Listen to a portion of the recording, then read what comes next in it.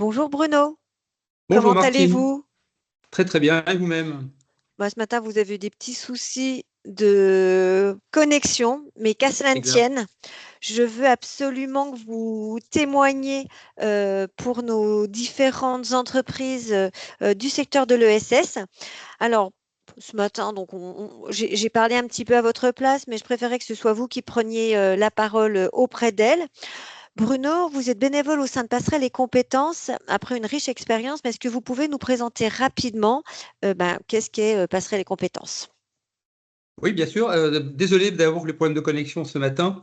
Alors, Passerelle les compétences, c'est une association d'utilité publique et d'intérêt général qui a été créée à Paris il y a près de 25 ans maintenant et qui est maintenant présente sur tout le territoire national métropolitain. La mission de Passerelle les compétences est très simple, c'est de mettre en relation des bénévoles, des professionnels, parfois même des experts, qui ont envie de mettre leurs compétences bénévolement au service d'associations ou d'organisations du monde de l'ESS. Et ces mêmes organisations, ces mêmes associations, ces mêmes fondations, ces mêmes fonds de dotation et ainsi de suite, qui n'ont pas forcément les moyens de s'offrir les compétences de ces mêmes personnes-là. Voilà. Et ça se fait de manière très très simple, à travers à la fois un réseau de grosso modo 6500 bénévoles qui se déclarent prêts à intervenir, et un réseau mais d'environ 3500 associations, qui vont de petites associations de quartier jusqu'à des associations internationales telles que la Croix-Rouge, enfin, qui peuvent avoir besoin des services de ces bénévoles.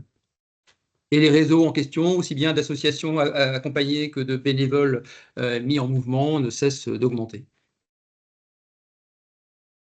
Euh, Ce matin, le thème était le recrutement dans l'ESS. C'est quoi le lien avec vous?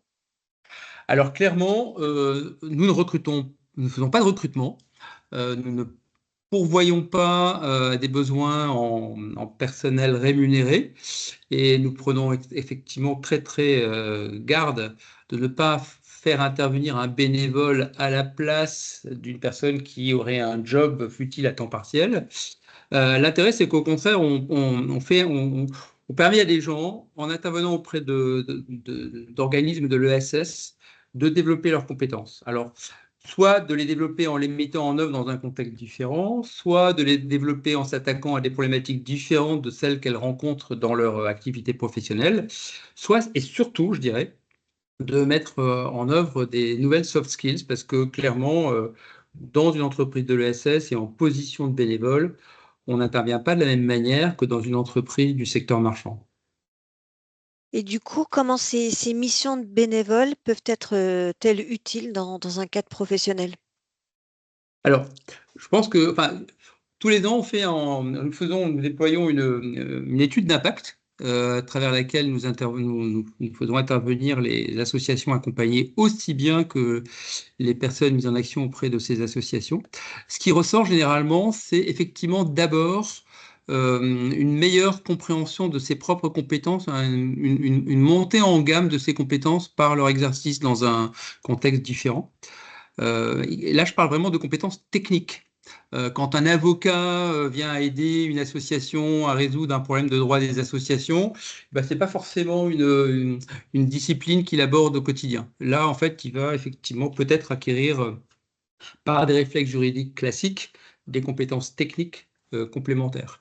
Ça, c'est le premier point. Deuxième point, c'est à toutes les soft skills, parce que clairement, dans une organisation où les liens de subordination ne sont pas ceux qu'on trouve en entreprise, eh bien, ça demande beaucoup plus de doigté, beaucoup plus d'entre-gens, beaucoup plus d'adaptation, de flexibilité pour pouvoir remplir sa mission. Et ça, c'est vraiment ce qui caractérise les personnes qui interviennent à titre bénévole auprès d'associations. Euh, pour les entreprises, elles, en revanche, avoir recours à des... D'ailleurs, vous le savez bien, puisqu'on a des collaborations pour accompagner les personnes qui sont entre deux jobs, et on en a déjà pas mal qui se sont inscrites pour des missions bénévoles en même temps qu'elles cherchaient un emploi.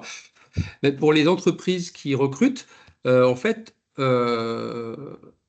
l'intérêt, c'est de pouvoir justement profiter de ces soft skills qui auront été développés, de ces compétences en général, mais des soft skills en particulier, qui auront été développées à travers des missions bénévoles, d'une part. Et d'autre part, quand on est une entreprise un peu particulière, parce que faisant justement partie de cet écosystème de l'économie sociale et solidaire, c'est quand même une assez belle opportunité de recruter des gens qui auront déjà été exposés à cet univers-là et qui ne vont pas avoir une espèce de révolution culturelle, je dirais, en passant du monde marchand brutalement au monde de l'économie sociale et solidaire. Donc, ben moi, j'invite fortement et vous le faites aussi, nous invitons fortement les personnes qui ont rempli des missions bénévoles à valoriser ces missions et leur intervention dans leur CV. Et on ne peut qu'inviter les entreprises qui recrutent, notamment dans le monde de l'ESS, à s'intéresser particulièrement à ces personnes qui ont rempli des missions bénévoles. Merci beaucoup, Bruno, pour votre témoignage. Je vous en prie. Et puis, belle perspective, voilà, pour nos entreprises qui vont plus s'intéresser maintenant aux petits carrés d'intérêt dans le CV de leurs candidats. Excellente journée, Bruno. À très bientôt. Au Merci revoir. Martine. Bonne fin Au de journée revoir. à vous aussi. Au Au revoir. revoir.